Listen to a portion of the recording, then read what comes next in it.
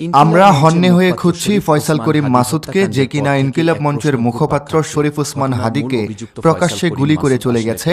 আর এই ঘাতক কিনা প্রশাসনের নাকের ডগায় বসে ছিনিমিনি খেলছে। কিন্তু আজ সকালে ফয়সাল করিম মাসুদকে নিয়ে আমরা এমন এক তথ্য পেয়েছি যেটা দেখে মাথায় রক্ত উঠে গেছে। খুনি কি সত্যিই পলাতক? খুনি কি সত্যি দেশ থেকে পালিয়ে গেছে, নাকি প্রশাসনের ড্রয়িং রুমে বসে চা খাচ্ছে? আজ ৪ জানুয়ারি খুনি ফয়সাল করিম মাসুদকে নিয়ে এমন একটা ভয়াবহ তথ্য সামনে এসেছে যা দেখে আপনি নিজেই জাজ করতে পারবেন যে প্রশাসন আসলে এর সাথে কতটা ওতপ্রোতভাবে জড়িত। আপনি এটা কল্পনাও করতে পারবেন না যে আসলে কেন এতদিন ফয়সালকে নিয়ে নানান নাটক সাজিয়েছিল প্রশাসন।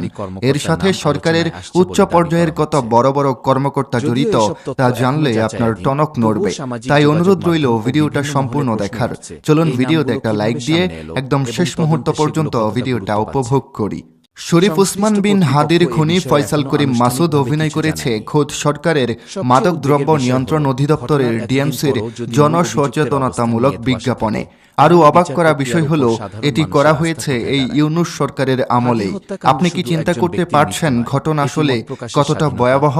যে দপ্তর মাদক আর সন্ত্রাস নির্মূল করবে তাদের ব্র্যান্ড অ্যাম্বাসেডর এমন একজন যিনি প্রফেশনাল কিলার এবং মাদক ও সন্ত্রাসী কর্মকাণ্ডের সাথে নিবিড় সম্পর্ক যার।